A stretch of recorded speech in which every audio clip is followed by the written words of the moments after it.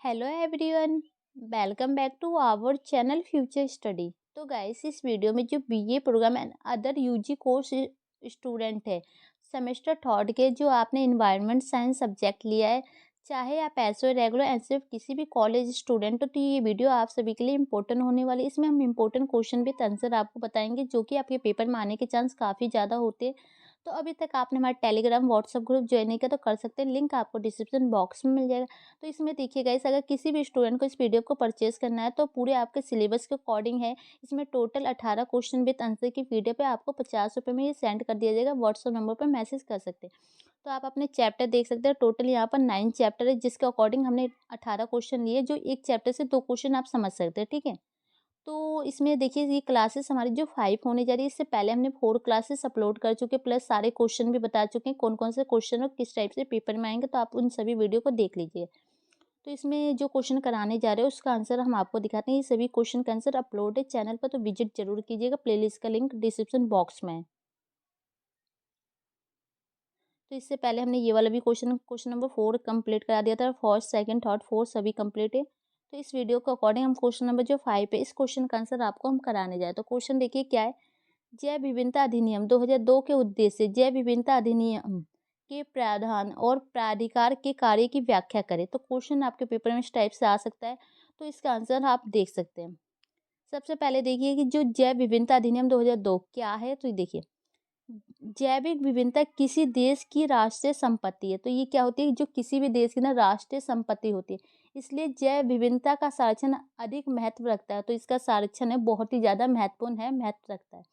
जैव विभिन्नता को कानूनी ढांचे में लाने का पहला प्रयास जैव विभिन्नता विधायक 2000 द्वारा किया गया था। तो मतलब जो कानून के अकॉर्डिंग इसको देखने का सबसे पहले इसको 2000 में इसको लागू किया गया था। ठीक है, जिसे 2 दिसंबर को लोकसभा द्वारा पारित किया गया। तो ये 2000 में आया, प्लस इसको 2 दिसंबर में लोकसभा द्वारा इसको पारित कर दिया गया और राज्यसभा द्वारा दिसंबर 2002 में पारित किया गया। तो इसको लोकसभा द्वारा कब किया गया था, 2 दिसंबर को किया था, पर जो राज्यसभा होती है उसके द्वारा 2002 में पारित किया था, मतलब इसके 2 साल बाद किया गया था। ठीक है, तो ये आपको पॉइंट याद रखना है, सन याद रखना है। अब देखिए जो इसका उद्देश्य क्या था, इसके अकॉर्डिंग तो देखिए, जैव विभिन्नता का संरक्षण करना, मतलब इसमें संरक्षण करना शामिल है। जैव विभिन्नता के घटकों का सतत उपयोग, इसका मतलब उपयोग कैसे किया जाए, प्रयोग कैसे किया जाए, कह सकते हैं। जैव विभिन्नता के उपयोग से उत्पन्न होने वाले लाभों का उचित और न्यायसंगत साझाकरण करना, मतलब कि जो भी इससे बेनिफिट हो रहा है उसको न्याय संगत के अकॉर्डिंग देखना चाहिए। अधिनियम कार्यान्वयन नियम 2004 को विनियम करके इनके लिए जैव विविधता अधिनियम 2002 द्वारा एक राष्ट्रीय जैव विविधता प्राधिकार की स्थापना की गई। तो देखो, इनके द्वारा 2002 में इसकी स्थापना की गई थी, जिसे राष्ट्रीय जैव विविधता के अकॉर्डिंग देखा जाता है। पहुंच को विनियमित करने के साथ साथ क्रम राष्ट्रीय स्तर पर स्थानीय और डेटाबेस पर लोगों की विभिन्नता रजिस्ट्रेशन के माध्यम से जैविक संसाधन और पारंपरिक प्रथाओं के अत्याधिकार के रूप में प्रयोजित प्रलेख को आगे बढ़ाना। ये आगे जांच करता है कि संरक्षण के सिद्धांत को किस हद तक महसूस किया गया है। तो देखो, जो संसाधन होते हैं जो उनके अकॉर्डिंग वहाँ पर देखा जाता है, पारंपरिक के अकॉर्डिंग प्लस एक प्रलेख के अकॉर्डिंग आगे इसको बढ़ाएगा, मतलब उसको लिख के दस्तावेज को और इसकी जांच भी करता है, इसके सिद्धांत को किस हद तक आप इसके महसूस किया जा सकता है। ठीक है, तो गाइस देखिए, यहाँ तक आपका पॉइंट कंप्लीट हो गया। अब आपके पेपर में आ सकता है जैव विभिन्नता अधिनियम के प्रावधान क्या है, तो बताइए। तो आपको ये पॉइंट लिखने होंगे जो कि हम एक्सप्लेन करने जा रहे हैं। ये देख सकते हैं, ये देख, फर्स्ट पॉइंट है आपका, भारत सरकार के विशेष अनुमोदन के बिना देश के बाहर भारतीय आनुवंशिक सामग्री के हस्तांतरण पर प्रतिबंध। मतलब कि जो भारत सरकार के बिना आज्ञा के ना आप जो आनुवंशिक सामग्री होते हैं उसे बाहर देश में नहीं ले जा सकते। ठीक है, सेकंड पॉइंट है, भारत सरकार की अनुमति के बिना संबंधित ज्ञान या जैव विभिन्नता पर पैटर्न आईपीआर का दावा करने वाले किसी भी व्यक्ति को रोकना। मतलब इसके अकॉर्डिंग कोई भी व्यक्ति दावा नहीं कर सकता, इसको रोका जाएगा। भारतीय नागरिकों द्वारा जैव विभिन्नता के संग्रह उपयोग का विनियम एवं स्थानीय प्रजातियों को ऐसे प्रतिबंध से छूट देना, मतलब कि इसको अकॉर्डिंग जो भी प्रजाति होती है उनको छूट भी दिया जाएगा। 4 पॉइंट है, जैव विभिन्नता के उपयोग के लाभों को साझा करने के उपाय सहित प्रौद्योगिकी का हस्तांतरण, मनी संयुक्त संयुक्त अनुसंधान और विकास संयुक्त आईपीएल स्वामित्व आदि। तो इनके द्वारा इनको लाभ पहुंचाया जाता है, साझा किया जाता है। 5 पॉइंट है, विभिन्न विभागों और क्षेत्रों की योजनाओं और नीतियों में जैविक संसाधनों के सतत उपयोग के संरक्षण के लिए मापन सहित परियोजना, आवास और प्रजाति संरक्षण, जैव विविधता का एकीकरण। तो देखो, कोई भी योजना होती है, नीतियाँ होती है, उनके संसाधन के अकॉर्डिंग उनका विकास भी देखा जाता है, उसका मापन परियोजना भी किया जाता है, प्लस उनकी जैव विविधता में एकीकरण भी किया जाता है। स्थानीय समुदायों के लिए उनके संसाधन के उपयोग में एक बात ध्यान रखने की प्रावधान और इसके लिए ज्ञान और शुल्क लेना, मतलब कि जो ज्ञान होते हैं, शुल्क होता है, उस संसाधन के अकॉर्डिंग उसका उपयोग किया जाना चाहिए और लेना चाहिए। स्वदेशी या परंपरा कानूनों का संरक्षण, जैसे कि ऐसे किसी पारंपरिक ज्ञान का पंजीकरण, मतलब कि ऐसे संसाधन का उपयोग किया जाए जैसे पारंपरिक के अकॉर्डिंग होता है, या ज्ञान का पंजीकरण किया जाता है। आनुवंशिका रूप से संशोधित जीवों के उपयोग का विनियम। 9 पॉइंट है, राष्ट्रीय, राज्य और स्थानीय जैव विभिन्नता निधियों की स्थापना का उपयोग करके इसलिए किया जाएगा कि संरक्षण और लाभ साझा करने कारण का समर्थन करें। मतलब कि देखो, राष्ट्रीय होती है, राज्य और स्थानीय जो जैव विविधता होती है ना, उसका उपयोग और स्थान संरक्षित किया जाएगा, क्योंकि उससे लाभ भी हो सकता है लोगों को। स्थानीय गांवों में जैव विविधता प्रबंधन समिति की स्थापना, राज्य स्तर पर राज्य जैव विविधता बोर्ड और राष्ट्रीय जैव विविधता बोर्ड। तो इनकी जो स्थानीय गांव होते हैं वहाँ पर जैव विविधता की स्थापना करनी चाहिए, प्लस राष्ट्रीय के अकॉर्डिंग, बोर्ड के अकॉर्डिंग, इन सब राज्य के अकॉर्डिंग। ठीक है, अब देखिए प्राधिकरण के कार्य। अब इसके कार्य क्या हो सकते हैं? जैव विभिन्नता प्राधिकरण के कार्य बताइए, पेपर में इस टाइप से क्वेश्चन आ सकता है। तो ये आपको कुछ पॉइंट लिखने होंगे, देखते हैं। जैव विभिन्नता संरक्षण से समृद्ध किसी भी मामले पर केंद्र सरकार को सलाह देना, मतलब कि जो जैव विभिन्नता के अकॉर्डिंग आप सरकार को सलाह दे सकते हैं, कोई भी मामला। इसके घटकों को उचित व सतत उपयोग और साथ ही जैविक संसाधनों के उपयोग से उत्पन्न होने वाले लाभों का न्यायसंगत बंटवारा। मतलब कि देखो, इसके जो घटक होते हैं, इसके द्वारा जो भी आपको बेनिफिट हो रहा है, लाभ हो रहा है, उसको न्यायसंगत रूप से जो बंटवारा करना चाहिए। सेकंड पॉइंट है, राज्य और जैव विविधता बोर्डों की गतिविधियों का सम्मानीय करना। थर्ड पॉइंट है, राज्य जैव विभिन्नता को ताकने की सहायता और मार्गदर्शन प्रदान करना, मतलब कि उनके द्वारा जो मार्गदर्शन होता है, आपको दिशा निर्देश भी कह सकते हैं, वो देना।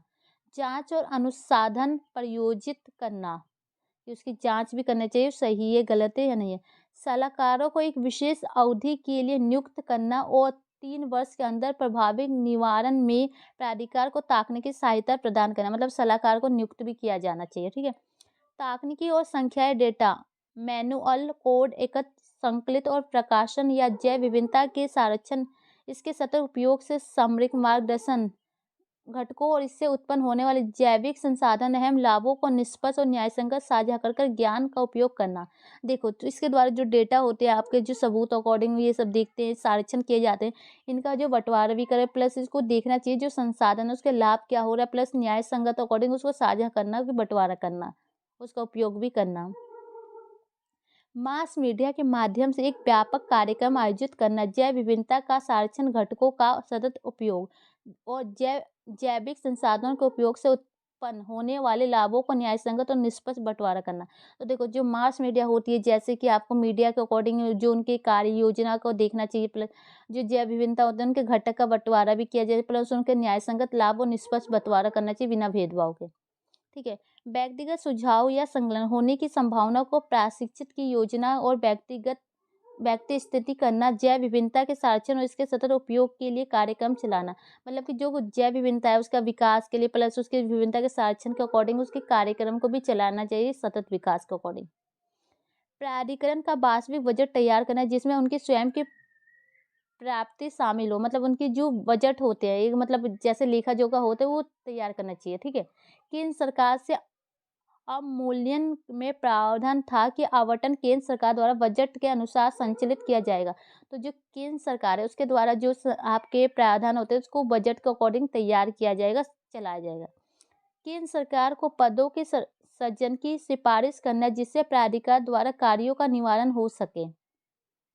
अधिकारियों सेवकों की भर्ती की भीतर को मंजूरी देना, मतलब अधिकारी और सेवक होते हैं उनकी जो भर्ती होती है ना, उसको अकॉर्डिंग उसको मजदूरी देना, आज्ञा देना। ठीक है, जैव विभिन्नता के माध्यम से जैविक संसाधनों समृद्ध पारंपरिक ज्ञान के लिए प्रणाली, अहम डाटाबेस बनाने और जानकारी को प्रालेख बनाने के लिए कदम उठाना, मतलब जैव विभिन्नता के अकॉर्डिंग जो भी जैविक संसाधन होते हैं उसको अकॉर्डिंग डेटा तैयार किया जाना चाहिए, पर जानकारी का एक लेखा जोखा बनाना चाहिए, कदम उठाना चाहिए। अधिनियम के प्रभावी कार्यान्वयन के लिए प्रबंध समितियों बनाकर लिखित रूप से राज्य जैव विभिन्नता बोर्ड और जैव विभिन्नता को निर्देश देना। तो जैव विभिन्नता बोर्ड होते हैं ना, और जैव विभिन्नता के अकॉर्डिंग उनको निर्देश भी दिया जाना चाहिए कि कौन सी समिति किसके द्वारा लिखा गया है, लिखित के अकॉर्डिंग। प्राधिकरण को कामकाज के बारे में केंद्र सरकार को अधिनियम को कार्यान्वयन की रिपोर्ट देना, मतलब जो भी वहाँ के अकॉर्डिंग कार्यक्रम होते हैं उसको सरकार को रिपोर्ट भी देना चाहिए। राज्य जैव विविधता बोर्ड और जैव विविधता को अनुदान स्वीकृत करने हेतु एक विशेष परियोजनाओं के लिए प्रबंध समितियां। भारत से प्राप्त किसी भी जैविक बौद्धिक जानकारी का भारत से बाहर अवैध तरीकों से उपयोग रोकने हेतु कानूनी विशेषज्ञों की नियुक्ति करना, मतलब कि जो भारत में जो भी जैविक अकॉर्डिंग जानकारी प्राप्त होती है उसको बाहर के देशों में वहाँ जाने से रोकना चाहिए, उसके लिए कानून की नियुक्ति करना होते हैं। समय समय पर निर्देशित अन्य कार्य करें जो सरकार द्वारा सौंपे जा रहे हैं, मतलब कि समय समय पर उनके कार्य को भी देखा जाना चाहिए। भारतीय द्वारा कोई जैविक संसाधन वाणिज्य उपयोग या जैव संरक्षण और जैव उपयोग को नियंत्रित करना। जैव विविधता के लिए अंतर्राष्ट्रीय दिवस 22 मई है। तो जैव विविधता जो अंतर्राष्ट्रीय दिवस है कब मनाया जाता है? 22 मई को। तो गाइस फाइनली ये क्वेश्चन थे जो कि यहाँ तक कंप्लीट हो चुके हैं।